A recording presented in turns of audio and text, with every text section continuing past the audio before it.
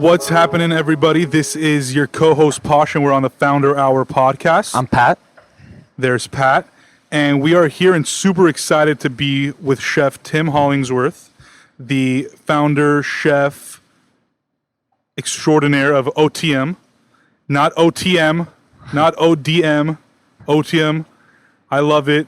It's a fantastic restaurant. We'll talk more about it, of course. And a quick story. So we're both Armenian. And so the first time I came here, I thought Otium. Badev. Oh, Badev. There you go. There you go. Badev. I thought Otium was short for the phrase on Otium, which means I'm hungry. And I was like, this guy's a fucking genius. Maybe next I restaurant. remember he told me right? this. Like, he actually believed it. And I was like, that's believed genius. I was like, this guy's a fucking genius. And I was like, I mean, literally, how great is that name? And so now that's what I call it. So let's pretend I'm right. But Chef Tim, thank you so much for having us and being on the show. No, thanks for having me. I appreciate it. So why don't we start off like, Pat and I always like to hear about where our guests started their lives, before they became who they were and before they were doing what they were doing. So talk to us a little bit about your upbringing and where you grew up and what you were like as a kid. Yeah, I was, I was born in Texas, in Houston, and I moved to California in like second grade. Yes, born in Texas, Southern roots, raised on Southern food from my family and how they cooked, but really raised in California, Northern California, in between Sacramento and Lake Tahoe, where the gold rush happened, Placerville to be exact, or actually 30 minutes east in a town called Grizzly Flat, where my backyard was national forest, so pretty country. I grew up doing construction with my dad as a kid. I skated, I played football. Kind of did a lot of sports and nothing really to do with food, to be honest. I mean, I assume you enjoyed eating. Yeah, I mean, I enjoyed eating. Eating was a big part of my family growing up. I don't think I really realized it until I was like in my 20s, to be honest. Like it was something we always did. I didn't really understand the culture behind it. I hadn't been exposed to many other cultures, to be honest with you. So ultimately, as I was more educated with that, I found out it led me to like the realization that I was actually very much raised around food and very much raised around the idea that my family got together for one meal a day and we sat down, we had dinner, we ate, and that's why we're still close today. I really feel like that. So that's why it's one of the big reasons why food is very important to me and my family as I raise my own children. And so I'm assuming your parents cooked a lot at home. Like, was it both your mom and dad like kind of tag teaming, or was it one or the one? I would say typical American in the sense that my dad did more of the barbecuing. Yeah. My mom did more. Well, that's a lot of cultures, right? My mom did more of the cooking. She's a stay-at-home mom. I have 2 brothers, 2 sisters, so 5 kids. My mom made my school lunch until I graduated high school. Mm-hmm. She, every day we had dinner on the table, Sunday pot roast. We had chicken and dumplings. We had tacos. We had chili. We had, a lot of barbecue tri-tip, smoked meats as well. Really, really Southern in what we ate. A lot of meat and potatoes, not a lot of fish. Yeah. And you said, so your mom was a stay-at-home mom, and then your dad worked in the construction business? Yeah, my dad did and still does, yeah. Mm. Did he have his own company, or was he kind of like just working at like a larger construction? He ran jobs. He runs a division out of Sacramento. Right now. They do a lot of the remodeling for Starbucks in Northern California. When I worked for him, we did we cleaned like cellular bank towers. We did remodels on all the Blockbuster videos, if you remember those. Rest in peace, Blockbuster. Yeah, exactly. Ran telecommunication cables. Did a lot of that. I did a lot of painting and grunt work. And my dad, the house that I grew up in, my dad literally built it pretty much on his own. So I was raised around that. When my dad would come home on the weekends, from being out of town and building. At that point in time, when I was growing up, he would build like a lot of the Kmart's and Long's Drugs and those big shopping centers. He was in charge of that. So, but we did a lot of remodeling and helping out like families in their church with like any things that they would need. So a lot of volunteer work as a kid. And did you ever think like you would end up in the construction business, like when you grew older, like as your career?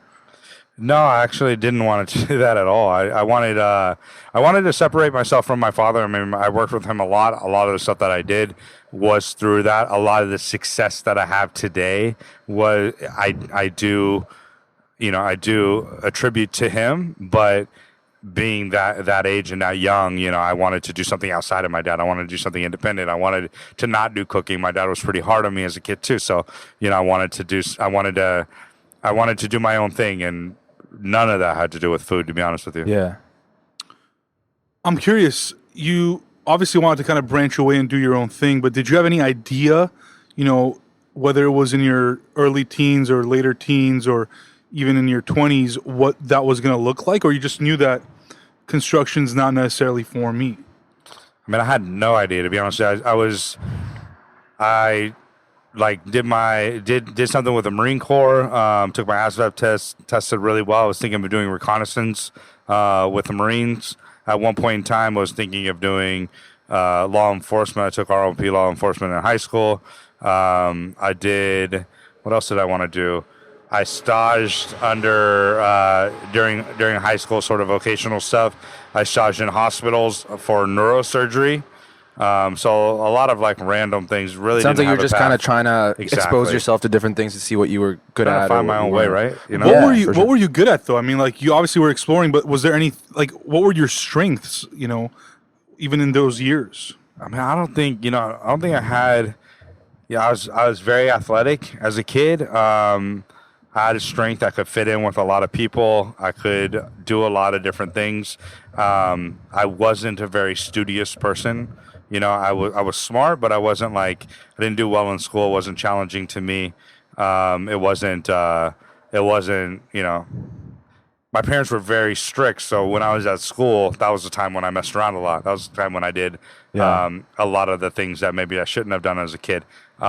Because that was my outlet. That was my ability. That was where I had the ability to do that. Not at home because my parents were so strict. Yeah, and I'm guessing when you're in high school, did you end up graduating high school? Yeah. And then I'm assuming college wasn't in the plans or No, I mean I took a couple of courses at the community college, but that was after I had already kind of found that I took French because I was working in a French restaurant, so it was already on the journey of cooking. Yeah. So let's think about, I guess, in that high school period, when was kind of the moment where, or what happened where you decided I kind of want to go into the food business?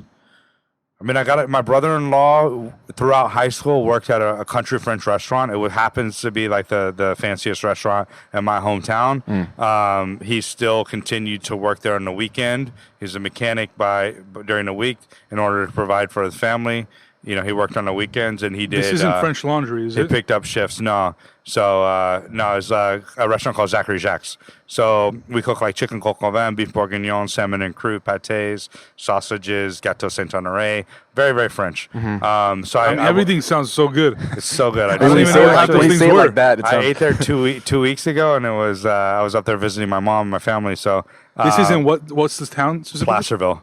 Okay. Yeah, so they actually closed down Zachary Jacques and opened up another restaurant now that is slipping my mind right now, but it's basically Zachary Jacques. So it's a lot of the same food that I grew up on, at least professionally. But I got a job as a dishwasher, just honestly to make money while I was in high school. I didn't. My dad worked out of Sacramento. That drive is about an hour and 15 minutes from my parents' house. My parents, like I said before, they're in the country, so in order to get to the nearest grocery store, it's a 30-minute drive. So 30 minutes to town, to almost into town was this French restaurant, and that's where I got a job based on proximity and driving and location.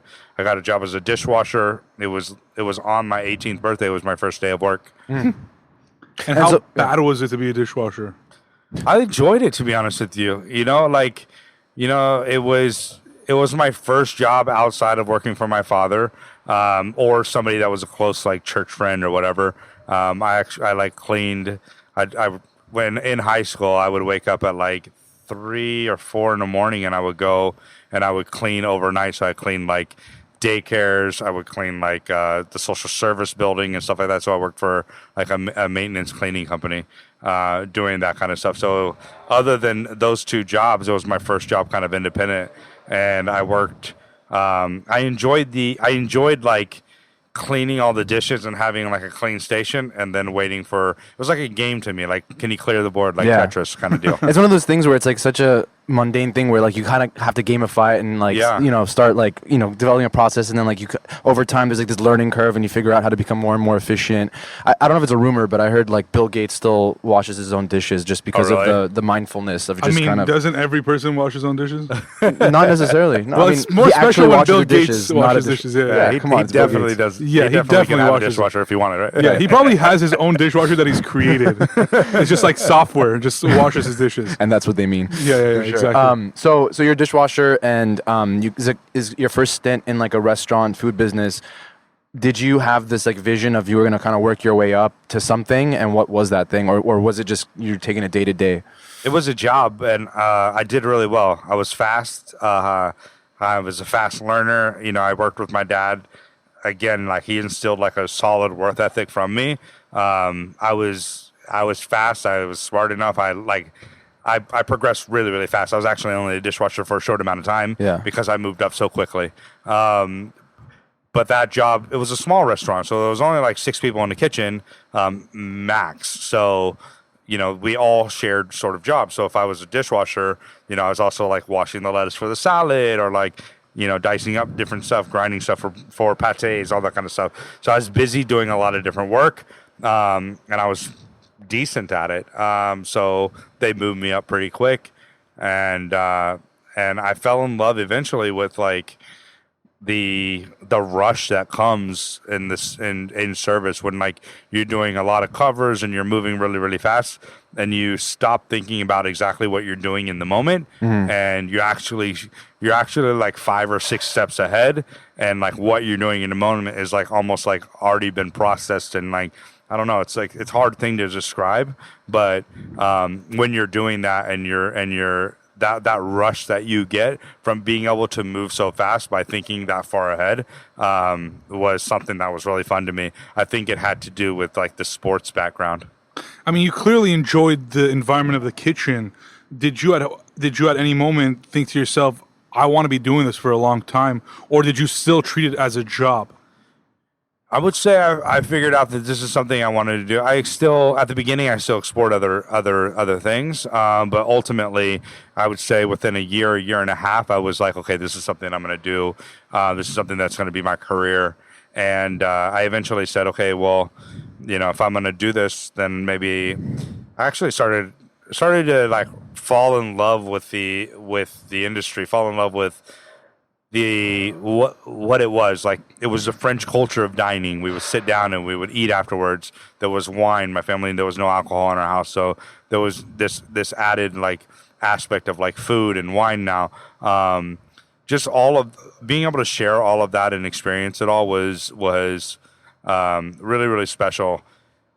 And ultimately it made me fall in love with, I was educated about like different cookbooks. So Le Repertoire de la Cuisine or La Russe Gastronomique, and that's why I started to study French, because the books that were in that kitchen were all French. So do you speak French now fluently? No, I spoke it for a little bit, but like it kind of fell away until I practiced. If I'm like immersed in it, I pick it back up. But And was it all like sort of self-taught from those books, or did you end up taking any formal classes or for cooking? Yeah, specifically, no, I never took any formal classes. I went to, so when I was like 19 years old, I flew myself to New York. It was my first time on an airplane, first time traveling by myself. I flew myself to New York. I went to eat at Le Cirque, and then took the train up to Hyde Park, spent about a week at the Culinary Institute, took the train back down, ate at Ducasse at the Essex House. I remember I spent like $250 on lunch by myself, 3 courses, no alcohol because I wasn't old enough. This is like, when was this? This was like 1999. So I did that and came back to California. I was like, you know what?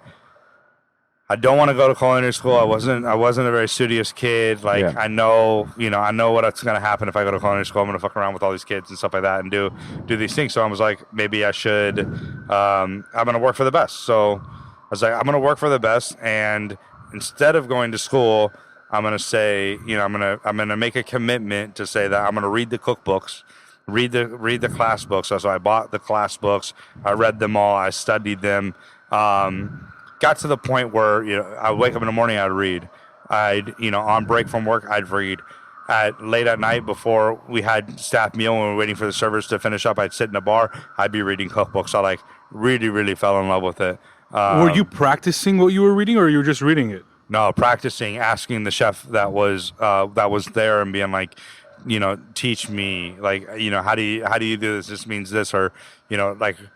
And then to the point where I saw what he was doing and the techniques that he was using, and being kind of young and still ignorant to the fact that it was like, like I read the French Laundry, big spot blanching. We shouldn't be doing vegetables like this. Yeah. Should be doing them like that.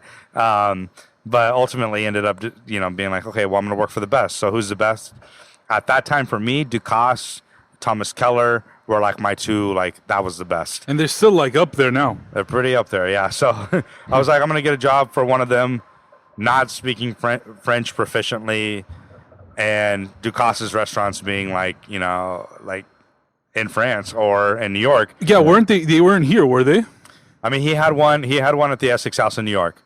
So, and that was like a big commitment. Like if I would have moved out there at that time, I don't know how life would have been. But so sorry to cut you off. But that first restaurant where you started as a dishwasher, did you end up becoming a chef at that restaurant, or was it kind of like how did you end up getting to that point to then say I want to work for the best? And what were you doing at that point? I mean, I was running the restaurant. I was not the chef because the chef was the owner. Yeah. But I was his right-hand guy. I mean, it wasn't like a typical brigade. It was like it was more casual, it was more laid back.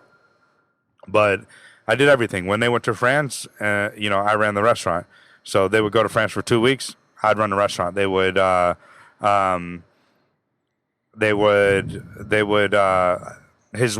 the wife did the pastries and ran the front of the house. The husband was the chef, mom and pop kind of place. I basically did like a lot of everything. At one point I was doing the majority of the pastries. I was doing the majority of the kitchen work just to help him out. He's an older guy at that point. He's actually still in the kitchen every day. Mm-hmm. And he's obviously much older at this point. Pretty impressive, to be honest. Yeah. So obviously Alain Ducasse, Thomas Keller, legendary chefs. I mean, whoever's a foodie even now, like, knows who they are. Like the best of the best have studied under like one of them at one point. How did you finally decide Keller? I mean, again, proximity. I think it was, I grew up in Placerville, Northern California. From, my parents' house to the French Laundry is probably 3.5 hours. Made the drive that's a lot in of times Napa, at that point. right? Yeah, exactly. So that was the obvious choice. And I was like, yeah, I'll just work for the best. I'll just work for Thomas Keller, right? Which, to be honest, being that young, being from a small town, that kind of naive and confident, like I did really well in the kitchen. Like I was confident in myself. Of course Keller would hire me. Yeah, exactly. Yeah, I'm gonna get a job for him, no problem, right? So I ended up strategically going into making a reservation at the restaurant, making sure the chef was going to be there, calling again to double check and make sure the chef was going to be there. Sounds a little like creepy at this point. For sure. I was stalking him a little bit. Yeah. So, once I get there, I eat dinner, tell the waiter immediately before dinner, I was like, hey, I just want to make sure that the chef is going to be there a little bit later. I want to turn to my resume to him. I brought my resume. Yeah, of course, right? So they bring me to the back of the kitchen at the end of the meal. I meet the chef. I was like, hey, chef, nice to meet you. Here's my resume. I'd love to have an opportunity to work for you one day. And he said, yeah, absolutely. Here's my card. Give me a call kind of deal. And I'm sure at this point he's getting like a lot of, I don't know applicants, but people interested in working for him that maybe did go to culinary school and have like crazier resumes than you did. Right. So like, I guess you're getting to it. Like, what do you think like set yourself apart from all the other people that were chefs or wanting to be chefs? Yeah, like I said, I went in there. I gave him my resume, gave me his card. I called. Finally got the opportunity to stage, right? Then, so I staging, going in there, trying out for a job. So I did that, called, received a letter in the mail that said I was hired. At that point, I don't know why I was hired. Looking back. Sounds like you were very persistent, but yeah. Well, yeah, I mean, like, I shouldn't say I didn't know why I was hired. I wasn't intelligent enough. I didn't understand the nuances of everything going around until I had showed up, and like everybody that was there, worked for Danielle Ballou, worked for these guys were from all over the world, and every single person had a resume. Every single person. And the reason, you asked me why I got hired. What was it? Right? It was. The reason, I think, is that Thomas never went to culinary school, and that persistence, that drives. I mean, being an owner of a restaurant now, and if somebody is like, that shows interest, right? Like that shows that, like, okay, this person, give them a try. Like, what's the worst that can happen, right? Ultimately, what was it? 3 years later, I think I was hired. Yeah, 3 years later. At the end of the night, one night, it was New Year's Eve, so it was into New Year's Day. By the time it was in the middle of the night, we had just finished service. This is at French Laundry? At French Laundry. What year did you start there? I started in 2001. I just turned 21. So you could finally drink. I can finally drink. Legally. Might have been drinking before. Yeah. So this is like 03, 04? This... Yeah, 03, 04. It was 04. Yeah. It was 03 into 04, right before we opened up per se. And, it's end of the night, end of the season, really. In January, we closed for 2 weeks, closed down the restaurant. So all the open wine, all the leftover ingredients, we would make a big family meal into the night before the next morning we'd all come back and clean the restaurant, put everything away, and then there would be construction, painting the walls, all the sort of maintenance or large construction, depending on what year it was. But there, at that point, there's a lot of reflection, there's a lot of talking. So Eric Ziebold, who was the chef at that point, says, hey, and historically they would all sit around and kind of tell stories and like kind of funny moments, things from the past before people had worked there. So it was a really cool kind of family atmosphere. And Chef, not to bother, how many people were you guys at the time? I mean, I would say, I don't know, 50 people. At French Laundry? Yeah. That were cooking? No. This is the whole restaurant. The whole team. The whole restaurant. How many people were actually chefs and cooking? There's 2 shifts. 1, 2, 3, 4, 5, 6, 7, 8, 9 times 2 is 10. Plus about 10. It's about 30 people, I would say. Wow. Yeah. But you said you were kind of just helping manage the restaurant at the time, or were you also cooking? No, I was cooking. I was on garde manger. Oh, you were? Okay, at this point, I was on what does garde that manger. mean? I was working like salad and hot apps and stuff like that. So I picked up the agnolotti, I picked up the frog's legs, What was the word for it? Agnolotti. No, the main word. Garde manger. Garde manger. Yeah. Got it. So it would be, I guess, salad station in English or hot apps. Yeah. It really depends on how the restaurant kind of breaks it down. But ultimately, garde manger there was like helped pick up the garnishes for the meat and had their first course on a tasting menu, which is typically a vegetarian dish, and was also in charge of the vegetable tasting menu. We also have a 5-course menu at that point, so there was a lot of like pig's tail and pig's head and like different things that I would pick up, frog's legs. So they told me, the Chef de Cuisine told me, he's like, so I got a story, and his story was basically that I had been hired by accident. So at that point, I was young in the kitchen. I was good at like, people respected the work that I did for sure, but I didn't have the pedigree of everybody else. So, I was a little bit like, there's probably some confidence issue because of that, because I didn't work for all of these others named chefs. And so he's telling me this, and I was like, wow, are you kidding me? And basically it was a glitch in the paperwork where he had said no. The Chef de Cuisine had said no, and Thomas had said yes. And for whatever reason, through HR, I got a letter in the mail saying I was hired. Oh. So when I showed up, which makes sense because when I showed up there was 2 people trying out, on the same station at the same time, which never had happened, either, from 2004 back to when I was started or forward since I had been there. So clearly Keller was the better judge of character. And I'm assuming at this point, I would like to think so. I'm assuming at this point the chef like really liked you or appreciated your work to like even tell you that, or no? Yeah, I mean, for sure. I mean, they wouldn't have told me that if not. I don't think so. And I've proven myself. I think their plan was, we'll send them down to Bouchon, right? Like, but ultimately I held my own, and I was able to stay there. And it wasn't through ability. I can definitely tell you that. Like I was behind the 8 ball for sure. These everybody else, I'm using like a clunky Wusthof knife. It was like everybody, but I was fast and I ran, and like from point A to point B, I was the first one there. I was the last one to leave. I was a hard worker.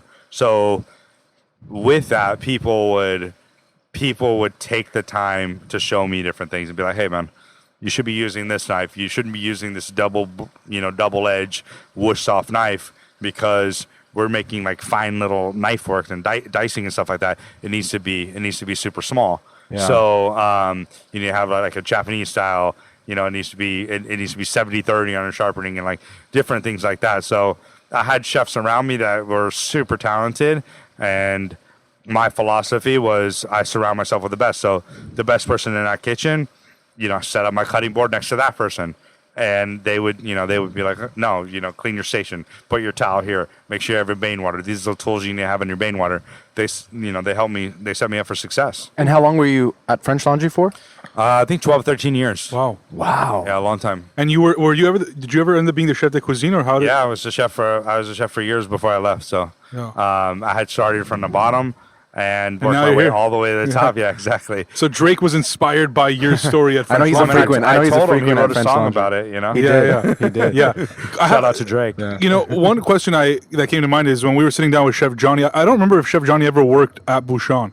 I think he said he might have, but I could be wrong. He did. I think he did. And obviously his style is very like militant, right? Like even at Howland right now, it's very just like you go in there, and we've been inside the kitchen. It's like, yes, chef. I mean, like just military. Is that something that also happened at French Laundry, and something that you've learned along the way as well? Yeah, I mean, times 10. Bouchon compared to the French Laundry is times 10. I mean, really, the environment that you're in, it's like command and response. It is very, very militant, very, very disciplined. There's you have to fold your towel the right way. I mean, it's like, every single step is scrutinized for sure. Did you enjoy that, or were you more of this like, I like my freedom, I want to do whatever I want? No, I thrive under that. I thrive under somebody telling me how to do something, and perfecting something. Like the idea that like every single time it needs to be better and better and better. The idea of like thinking like 5 steps out, that kind of stuff. Like I loved that aspect of it, not from a large scale, at that point, but from a small scale of like, this is my station and this is what I need to do. I was really good in that environment. And you were clearly there for a while. And I say a while because these days, like, for someone to stay at any, whether it's in the food business or any business, like 2-3 years is pretty impressive. In your case, like, what would you attribute that to? For being there like 13 years, and I was working at the best place. I was working at the best place you can work at. Yeah. I was working, I was graduating. I was getting, my doctorate at Harvard, basically. Harvard School of Culinary Arts, baby. That's how we do it. It really was, and look, I had the opportunity to go to other places. During my time off, I would go and work for free. I would go and work in France. I would go and work in London, go and work in Sweden, Germany, Austria. I took that time and was like, okay, we have 2 weeks off. Can you guys help me out with a ticket or whatever? And I'm going to go over there. I'm going to find a place to stay. Can you help me out getting working for Hans Haas in Germany, working for Gordon Ramsay, or working for Heston Blumenthal, or working for Alain Sundrens, like different chefs like that. And I appreciated where I went. I appreciated what I learned, but the environment that I was working in those other countries always made me very, very thankful to go back and work where I was. Yeah, we had like it was like working at Disneyland. It was it was the happiest restaurant in the world. Yeah, you have a Vita Prep, right? Like this amazing blender, and a lot of restaurants, now people have them, but like back then, not every restaurant had a Vita Prep. You guys had the best of the best. It's the best of the best, right? And then we had one. No, we had two, and then guess what? If one broke, you just went to the storage room and you picked up the other one because we had a backup. Yeah, like everything was done luxury to the highest, to the highest level. And did you, at any point in those 13 years, have the idea or vision that you would eventually open up your own restaurant, or did that happen in a different way? No, that happened pretty soon. I mean, that happened probably 1 or 2 years into the French Laundry.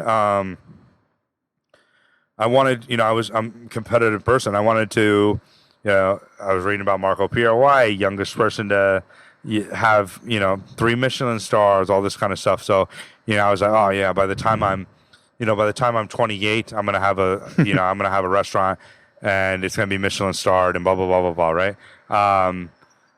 I was 29. I became the chef de cuisine of the French Laundry. Not bad, right? Yeah. Were you the youngest chef de cuisine at French Laundry? I don't know. So I can tell you this. I was a third. Oh, wow. Yeah. Besides the guy before you and then Keller before that, or? No, I mean, so the original, when I got there, it was Eric Ziebold. Probably there was one before that. But at that point, Thomas is in the kitchen every single day. So, the chef de cuisine role and title kind of went different. When I was cooking, Thomas was on the pass every single service. Oh, he was? Literally every single service. And that's what I was going to ask you was Keller there every time you were there, or it was just like entrusted to you, like this is yours, lead it? When I became the chef? Yeah. It was, it was much more high level is what he taught. But he gave me the ability to have ownership in what I did. There were parameters, there was a structure. The French Laundry has structure for sure. A lot of structure, but I was allowed to do what I wanted within that structure. Bring your own style. For sure. And to be honest with you, I mean, you got to remember, right? I started when I was 21 years old. His style was my style, and what I was doing there. And like, I had been putting dishes on the menu from, a young age at the French Laundry. And so, the dishes that were on the menu and the dishes that I had created, with other chefs that were mentoring and guiding me were French Laundry dishes. So my style was very, very much the French Laundry. And, Chef Tim, I'm a big fan of Chef's Table, and I've been following this whole chef scene for a very long time. And, some of my favorites are like Grant Aschatz or Massimo in Italy. I mean, he's one of my favorites. And I think he studied under Alain Ducasse. Mm-hmm. But and each of them bring their own style, right? It's their own art, the movement, the vision they have, the way they taste things, the way they work with ingredients. Right? I mean, it's just beautiful. It's like you're an artist. Mm-hmm. And so what was the style of Keller, and obviously what became your style as a result of that? I think Thomas was he's an American chef, right? He's an American chef that felt like he always wanted to be French. Mm-hmm. So, and back then, like everything, it's not like today, right? Like, best restaurant in the world is in Copenhagen, right? It's like, we're in a much, much different area. Everything back then pointed to French, pointed to this classic cooking, and I went and worked in London. You want to know what I cooked? I cooked French food. Like, I worked at the best restaurants. I cooked French food. So that French food was everybody's perspective. But I think Chef Keller being an American and having that perspective on things really, really resonated with me, and still resonates with me today. I have my own style. I do my own thing, but I would say it's very American. And yeah, man, I learned to cook French. I cook with French techniques, not only French techniques. I educate myself. around that. But Thomas was doing food that was, yes, it was California cuisine. It was based on French sort of techniques. But before I left, the chef before me, Corey Lee, he's Korean. Amazing restaurant in San Francisco called Benu, and one of the most talented chefs I've ever worked with.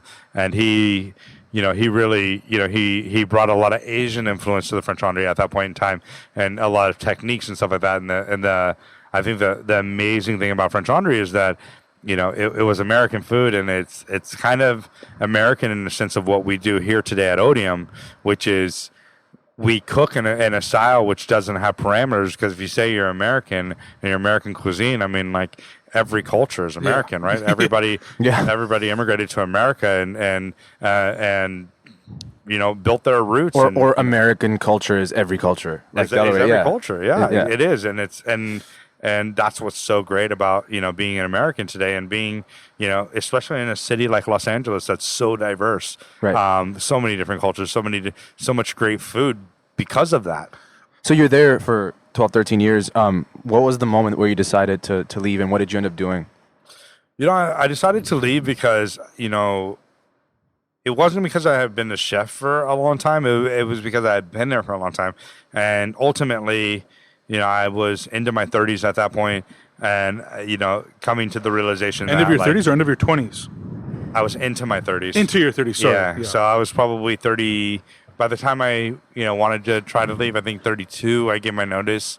33 when I left. Were they disappointed? 34. No, I mean, I've been there for a long time. And I gave like a year notice. It was a conversation. The chef was a mentor to me. It's not like, hey chef, here's my 2 weeks, here's my 1 month. It was like, hey chef, like, I'm trying to figure out what to do next. Help me out. And he helped me kind of like guide me through that process. And he's amazing like that. But he, going through there and figuring out what to do next, was a hard choice. But ultimately, it's a chunk. It's over a decade of your life. It's a large amount of time. Imagine how much you change in 10 years, right? Yeah. So I mean, especially from that, from basically 20 to in your 30s, like you changed a lot. So that changed for me. And were you married at this point, or no? Not at all. I was single, and it required for me. I wanted something. I didn't know what I wanted. Yeah. And that was a difficult thing. And I don't think that I could have found it there necessarily because I was too immersed in what I was doing.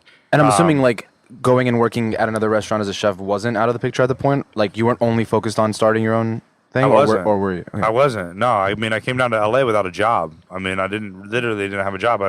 I just knew that I needed some time. And Chef, I'm curious. I want to take a step back and kind of focus in on that point a little bit about you knew you wanted something, but you didn't know what it was, right? Because I'll be honest, I feel like that right now. Yeah. I mean, I think Pat's in the same position. A lot of people are in that position at any point of their career, and we're in our like about to be late 20s, and we've done a bunch of stuff, and a lot of our friends have.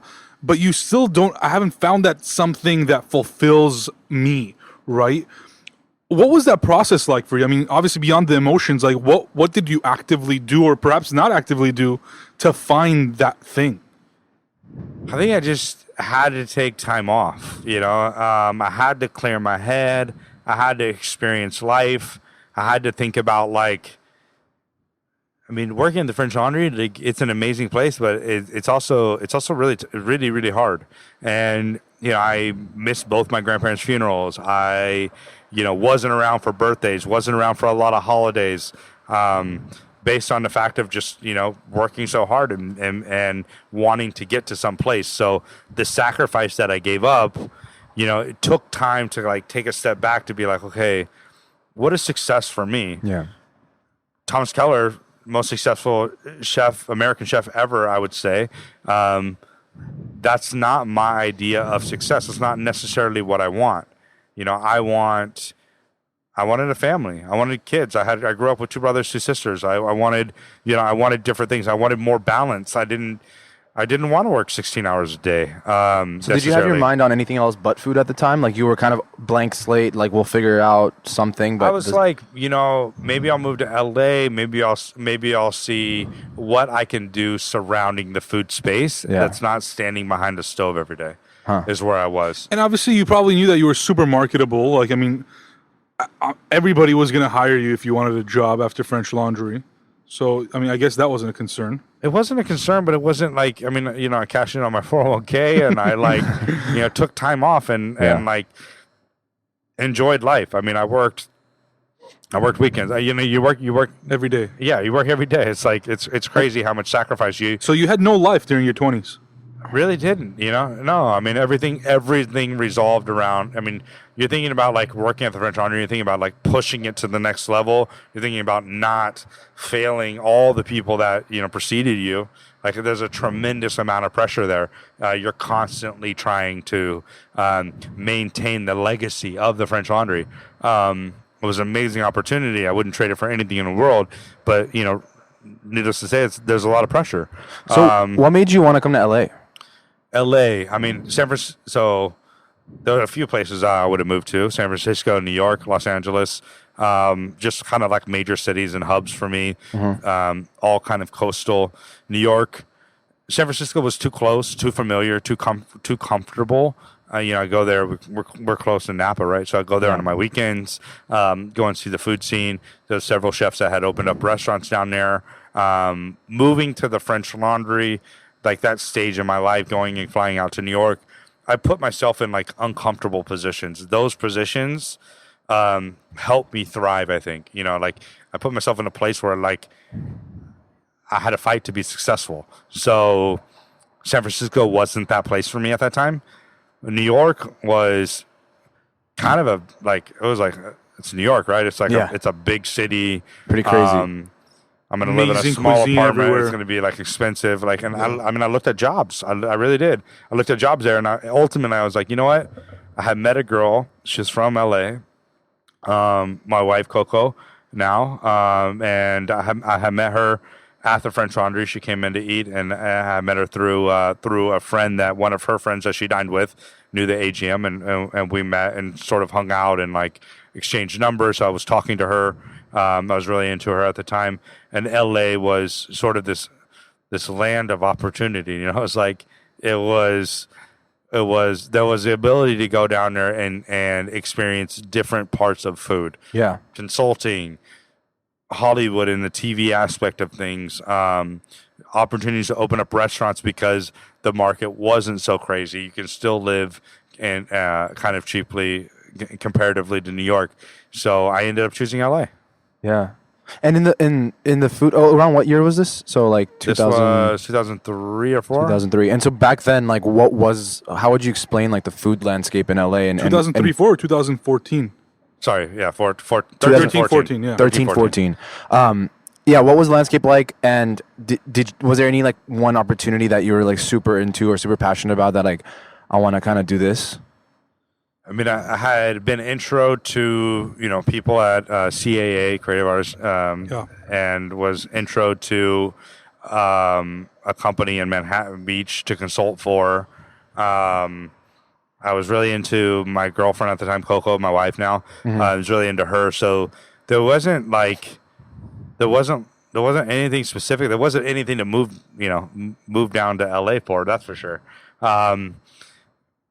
No offense, wife, but there wasn't anything that was outside like of that career-wise. Exactly, career-wise. So, so I ended up moving here, and the reason why was a lot to do with my wife now, and then a lot to do with just I felt like LA there was a lot of opportunity to open a restaurant and do something great, even though 15 years ago from then was I would say I would never move to LA. The food scene was not what I wanted to be. Yeah, it wasn't like, and everything was about the hot spot in this space, and then it's going to go to that space. And it's like, and I think I don't want to be Pat and I part of being that. like lifelong Angelinos, I mean, although this is like, last, 10 years is really our adulthood, we never really grew up where like our parents or our older friends or whatever, they never really talked about the foodie scene or just the food scene in general. I mean, you had your local great hot spots, your franchises, whatever chains. But besides that, it was either the super high-end stuff in Beverly Hills, the West Side. I mean, downtown was not developed like this. I mean, like my dad's a jewelry manufacturer still to this day on 6th and Broadway. Yeah. I mean, he wouldn't let me go down the building on my own, right? Like, Yeah. And then a decade ago, like you just see this massive, like beyond even gentrification, just like a massive redevelopment and a replenishing of downtown and just all the cities surrounding it. And we saw whether Highland Park or Silver Lake, all these little spots just and I think a lot more welcoming to like the arts and food and that kind of stuff, because I feel like before it wasn't. Before it was just like that. Law, finance, like it's corporate. It was corporate. Like you have your fashion district, jewelry district, and all that stuff. But it wasn't very food and culture focused. The Like fact that said. you needed to have a fashion district, I think, like explains it all, right?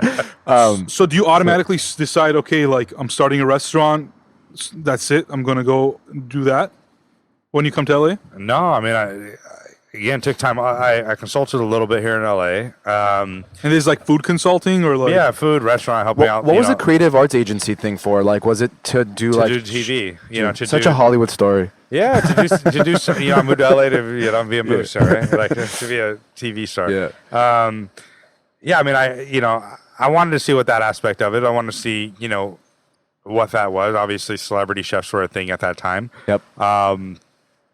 Just beginning, I would say. But, I think the consulting, I consulted here, I consulted in Korea, I consulted in Lebanon. And that was, although it was great and it was amazing to experience like Korea and Lebanon, amazing food in both places, amazing cultures. Hopefully next year you're going to have like a Lebanese Korean concept. Maybe. I mean, I'm Lebanese, so like... My wife is Lebanese. There you go. Shout out. There we Lebanese. go.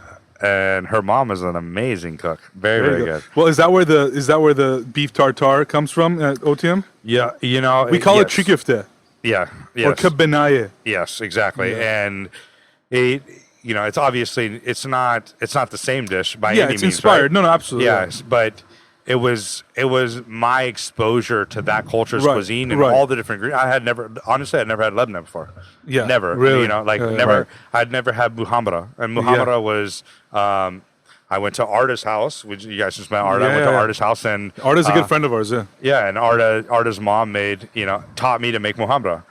She taught me to make Monty. She taught me awesome. I love learning from my mom, and Coco's mom, my wife's mom, taught me to make a lot of different things, and those ingredients are all sort of Middle Eastern ingredients, but at the same time they don't necessarily see each other at the same point. Right. And for me, it was just being inspired by that and trying to create something new. We changed the menu every day at the French Laundry. We did a lot of dishes, so it wasn't my goal to come down to LA and open up the French Laundry. Right. It was my goal to be different. It was my goal to not open up this French Laundry, to specifically try. We didn't cook with butter when we first opened. Like really? for well over a year. I mean, sure, and some pastries and whatnot, but we're not sitting there like basting stuff with butter. Yeah. French Laundry, we go through 40 pounds of service. It's like, you're butter poaching lobsters. Yeah. In a giant bath of Vermonte. God, it's amazing. Sounds so good. God, I'm just imagining the lobster taking a shower in a butter bath. It's like, what's better than that? I mean, nothing, honestly. I don't know. So you started Otium at that point, was right? Yeah, I was tapped on the shoulder to open up a restaurant, and I immediately said no. I was tapped on the shoulder kind of fast, when I first moved to LA. I said no. I consulted for a little bit. I did the TV thing for a little bit, and they came back to me. They're like, "Hey, do you want to open a restaurant?" And I was like, "Okay, let me hear what it's about." Who came back to you? The restaurant group, specifically like Bill Chait and that team, Mr. Broad, came back to me and initially I said no. I didn't even listen to the project. Right. I was like, I don't want to open a restaurant. I need time to like figure out what I want. And then I was like, the second time I was asked, I was like, okay, like let me hear what it is. Right. And so the idea was to partner with somebody to open up a restaurant for the museum, but not to be necessarily a museum restaurant because they didn't want food inside the museum specifically. They wanted it adjacent to it. Yeah. So we're an amenity to the museum. Mm-hmm. I didn't want to be a museum Museum food just doesn't sound. Yeah, it sounds like Yeah. I mean, there's a few people that do it good. There are, but like for the most part, when you think of it, it's an amenity to the museum. It's not like it's like its own separate brand, right? Yeah. So the idea to open up the idea to partner with somebody like the Eli and Edith Broad Foundation. I mean, partner with somebody like that's given so much to Los Angeles and, done so much in his lifetime is very, very unique for a person from Placerville, California. And how did he know about you? Like, was it from TV show, like doing TV, or was it I didn't from do French TV. Laundry? You didn't end up doing any TV? I hadn't done any TV at that point. It was he knew about me through Bill Chait and his the people that he had working for him at that point in time. So I ended up saying let me hear more about it. The other aspects of this, I mean, we just talked about how downtown was basically nothing. Like just like this area and this area for. Well, this specific area was like literally, I don't remember it being anything. Like Disney Concert Hall was like there, but like that was even pretty recent. Yeah. But besides that, it was nothing here. I mean, I lived in that building right there. I would walk over and I would walk my dog during the construction.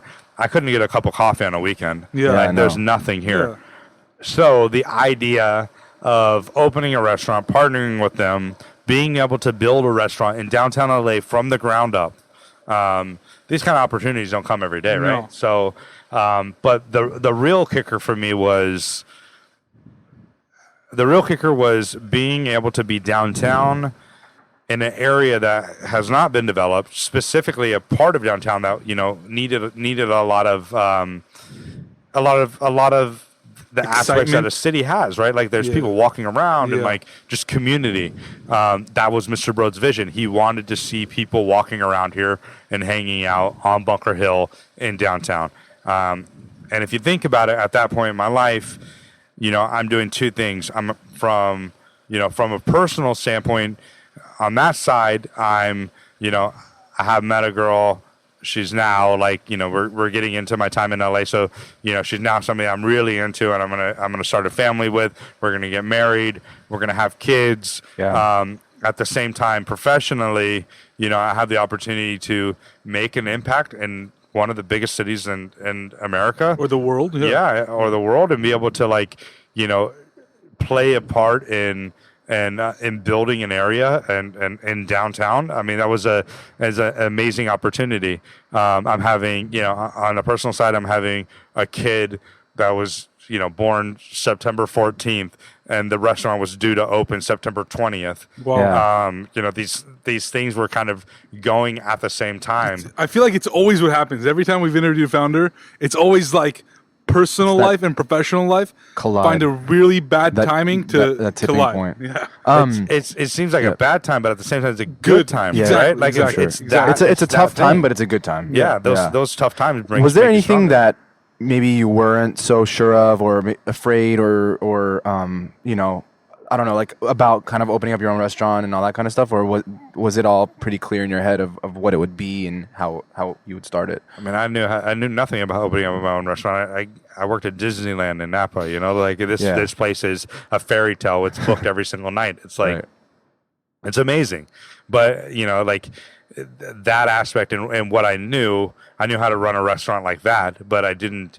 This is a very different business. This is an area like we talked about. There's nobody walking down the street. Mm-hmm. It's a destination. So it really made me think from a creative standpoint, conceptually, what was the concept going to be and who was it going to be marketed to? And, I made a lot of mistakes along the way, but, ultimately, I think the sum of it all is an amazing restaurant with an amazing culture that has, staff who really believe in the product and what we offer here, and are excited to come to work every day.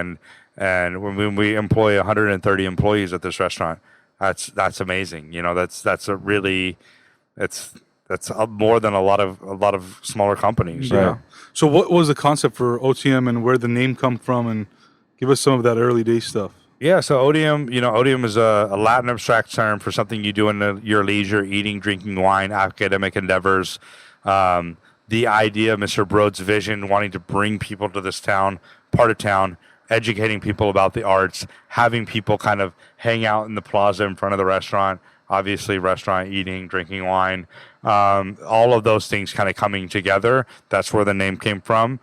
Conceptually, it's an American restaurant. It's a new American restaurant. We celebrate the different cultures in America, and we offer cuisine that's influenced by a lot of those cultures. What was the reasoning behind that? It has to do with the clientele. Next to a museum, an area downtown, a lot of tourists, a lot of people going to be traveling. LA being so eclectic and its culture and diverse, all of those things played a part into what the concept ultimately ended up being. I think I looked at a restaurant and was like, what is a restaurant? Well, a restaurant needs to support the part of town that it's in, like the community around it. So we ended up opening for lunch first. Why did we open up for lunch? Because, during this part of, during lunch hour, there's, tons of people working on Bunker Hill. There's the courthouses. There's a lot of bank buildings. There's, finances and all this stuff. And obviously the museum is open, I think, during the day. Yeah, the museum is open during the day, and the clientele that goes there. What is it at night? It's it's a cultural center where there's a lot of arts around us. We're right across the street from the Colburn School. We have the Mark Taper, we have Dorothy Chandler, we have Walt Disney Concert Hall. We have a lot of Mocha's arts here too, right? Mocha's right there as well. So all of these things kind of coming together, really gave me the idea, or gave us the idea, to conceptualize something that really was like a new American style restaurant. And I know you said early on you were trying a bunch of things and made a lot of mistakes. Was there like a moment where you could attribute to like that you were like, okay, I'm on the right track, like this is going to be a successful restaurant, and we know what we're doing? I mean, we opened up so busy, and it was highly anticipated in Los Angeles, and I think with that comes fear. It's like you want to be successful, you want to live up to the expectation. Right. A lot of people thought we were going to be the French Laundry. It's not what we're going for. So trying to educate people about that. Ultimately, like I said before, we're here for the community and as much as we can be. And what that means is that the guests that are coming in and what they want, and like the music they want to hear, and like how loud it is, and the atmosphere, and like the different day parts that we're open to, all of that plays into the part of what we had to listen, we had to adapt, we had to change, we had to pivot. And I think that's something that a lot of restaurants don't necessarily do sometimes. And chefs come in, they have their vision, and they really want to do what they want to do. If you don't adapt and you don't give the people sort of what they want to a certain extent, then at the end of the day, a lot of restaurants that fail and close in the first year of their life. And I attribute us listening and adapting to how many people we were doing, the clientele that we were getting, and the food that they wanted and how they wanted to eat it. We listened to all of that, and I think that benefited us. Mm-hmm. I mean, and you guys have obviously done a phenomenal job. I've dined here before, and I've told Pat, and hopefully we can eat too. Yeah. I mean, it's one of my favorites in LA, and I mean, I love food, and I love to go out. And I think the food, first of all, is phenomenal. But I think for me, what makes a restaurant great is really the atmosphere, right? Mm-hmm. Like just the people that are around. Like when we were dining here, me and my girlfriend, like there was other people around us, and we were conversing with them, and like that's what I enjoy, right? And yeah. For me, it's like I expect great food when I go to a restaurant. That's why I'm going out. Yeah. But where I'm really excited is where I'm just like having a great time when I get out. And I'm going to forget the food perhaps when I get out, which I didn't here, but just the whole vibe, right? The energy, and you start getting excited in your conversation with your friends. And so I love that. And one thing I want to ask you, among many other things, is last night, funny enough, I was watching a video of Evan Funky, the Felix restaurant chef, and he's obsessive about pasta and making pasta with his hands and whatever. I'm curious, is there anything that you are just obsessive about, whether on the macro or micro level, that makes you and this restaurant so successful? Yeah, definitely. I mean, I think there's certainly that Japanese style of obsession where you spend your whole life to perfect something. That's not me. I'm not that person. I have a lot of different interests. I have a lot of different hobbies. I do different things. I do a lot of different things in even one given day. The opportunity to learn and experience the world through cultures and their food is what sort of inspires me. So it's not necessarily making pasta by hand and the idea of perfecting that. That's not it. That's one small aspect of what I like. Do I like to make pasta by hand? Of course I do. But not to the point where I'm going to dedicate my restaurant to doing that. I like being eclectic. I like learning a lot of different things. So, the menu here, it's all over the place. It's all over the place. It's crazy, and I think that's how my brain works and my mind works. It's like you get naan bread and then you get that roasted chicken and then you get like beef tartare, like with the Lebanese inspiration. I'm just like, where am I? It's like around the world. Yeah. And I think, for part of that, it was tough for people to process. You think about if I said, hey guys, let's go to dinner after this. Where do you want to go? Mm-hmm. You might name a specific restaurant. Okay. But other than that, you're like, what are you in the mood for? Type right? of food. Yeah. Yeah. You're going to name a specific type of food. I want Thai. steak. That's usually how it goes with my girlfriend because we can't decide on a place. So I'll be like, okay, what kind of food do you want? Yeah. And then, Yeah, no one's like California cuisine. Exactly. Like, that's the tough part. You know what I really want? Yeah, I really want everything around the world right now. Yeah. So I think that was kind of our Achilles heel for a little bit in Los Angeles, and we've been able to battle and fight through that because it's not a restaurant that you're saying like, I want pizza, I'm going to go here. I want Italian, I'm going to go here. I want French, I'm going to go here. Well, you guys have pasta too, no? We have pasta, but it's not. We have a corn agnolotti that's inspired by Mexican street corn. Which is really good, by the way. I remember that agnolotti was really good. We have bucatini that's inspired by carbonara. We have several different items, and it's not done traditionally. It's done inspired by a region, inspired by a dish, inspired by whatever. But it's more fun. It's great to be creative like that, but it's not. It doesn't.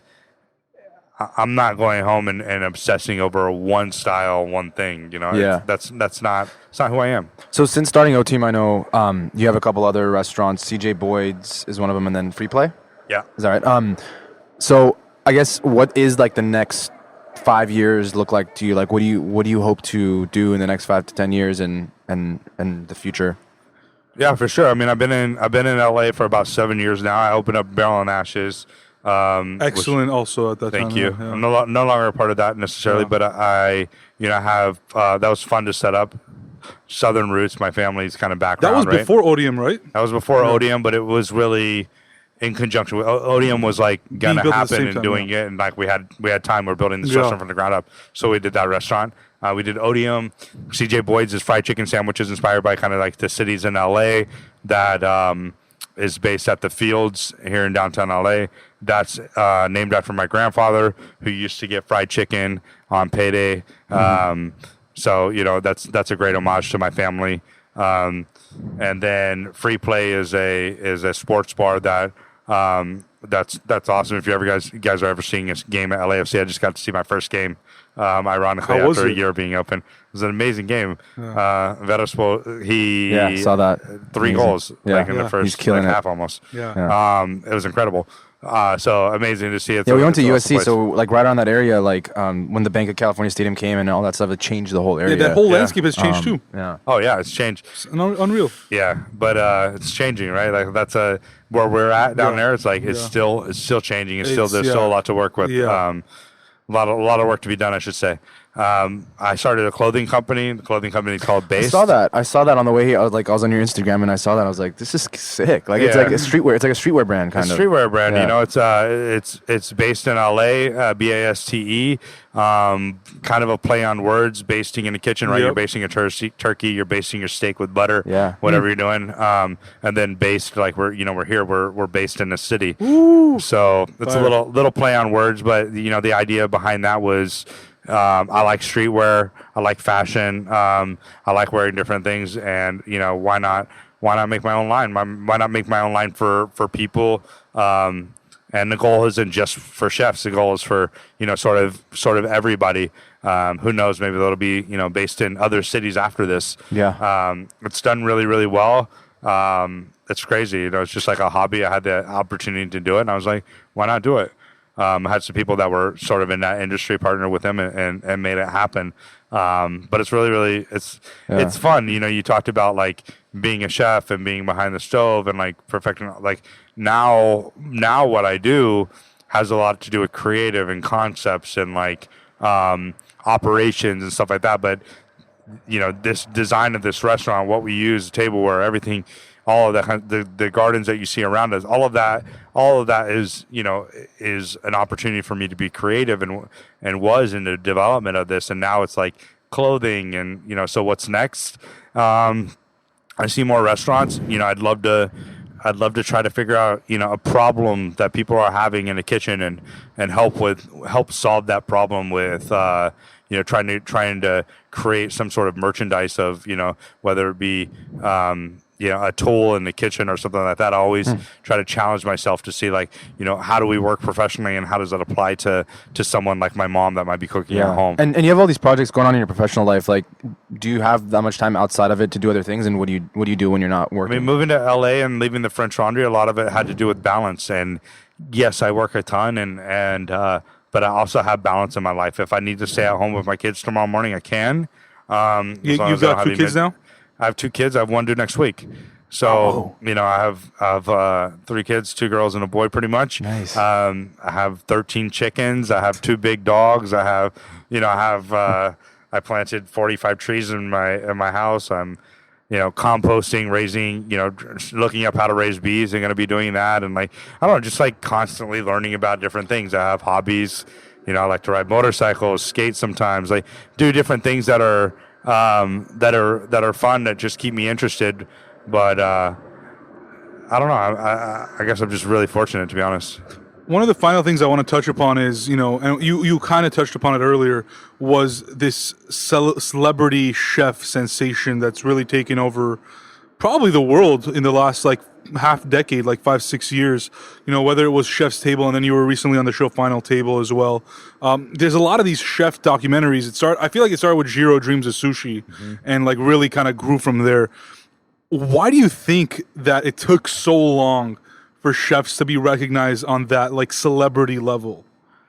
I mean, if you think about it, it's a blue collar job, right? Like, you don't go to school and learn how to run a restaurant or to cook for that matter. You go, you know, it's a craft. My dad did construction. He didn't go to school to build houses. He learned how to build houses by, you know, being a journeyman and working his way up. And I think, you know, it's the same sort of thing. This is the blue collar job. I think eventually everybody really appreciated the food that was around them and where it came from, and that's been for years and years and years now. As far as the celebrity access to it now, I think it has to do with just people wanting to understand how things are made and what's behind the scenes and everything like that, and the opening those doors, you see who the person is. That's the creative aspect of it. And it's something people can associate with. You eat like 3 meals a day, right? Like, you know, it's something. Sometimes more. Yeah, sometimes more, sometimes less, right? Sometimes less, yeah. And I think, you know, I think it has to do with that. And I you know, I'm thankful for that in my industry, in my career, and what, you know, it's created opportunities for me. It's you know, it generates business when you're on a television show like that, which helps out everything. But at the end of the day, you know, it's still a craft, and it's still, you know, it's still like artisanship of what we do, and I don't think you can lose sight of that. And I think people people want to see that. You know, people want that sort of relief when they go home, is to be able to like turn on the TV and see somebody else being creative and you know, living out their dream. And it's a passionate industry. You know, it's like you're working with food. It's like you know, like if I go to my wife's, you know, mom's house right now, and she has something on the stove, she's going to take a spoon and shove it in my mouth. You know, like she wants to share it with me. And I think that that's what we want to do with food. We want to just share it with the people around us. As a foodie, as a chef, I know besides Otium, which all our guests should definitely check out, what are the other restaurants in LA that, you know, you personally love? I mean, there's so many restaurants. You know, I think a lot of my time is spent trying out new restaurants. So I don't have a lot of opportunity to go back to different ones. So what are some of the most recent ones, I guess, that you've checked out? I mean, I go to my local neighborhood. So I go to Pine and Crane. You know, I go to Same. Best. For Thai food. We order Town Pizza. We live in Mount Washington. We go to Carousel. You know, there's amazing, you know, Broken Spanish is amazing, Bavel's is amazing, Republic is amazing, Baste is amazing. Literally has named every single restaurant that I like so far. Like it's, you know, like these are all amazing restaurants. There's many that I want to try, you know. Dialogue is amazing, Vespertine is incredible. I want to try Somni, I want to try Dave Barron's new spot. I'm dying to try that. There's just, you know, there's not enough time in the day. Sometimes I'm supposed to take my wife out to dinner tonight, and you know, we're going to eat Japanese food, and nothing's open on Monday night, unfortunately. We're going to Little Sister. I think Little Sister's a great restaurant too. Restaurant. It is. Phenomenal restaurant. Yeah. Well, Chef Tim, thank you so much for opening up your doors to us and this rooftop, and we're sitting right next to the Broad Museum. It's an incredible scene. Obviously, you've had an incredible story, and it's I think even though it's been a long career already, I think the fun part is just about to begin. And obviously, for both Pat and I, being in LA all the time and seeing your growth is going to be incredible. And, you know, we hope to be here along for the ride as well. So thank you. It means a lot. Thanks for having me on. Of course. Thank you so much.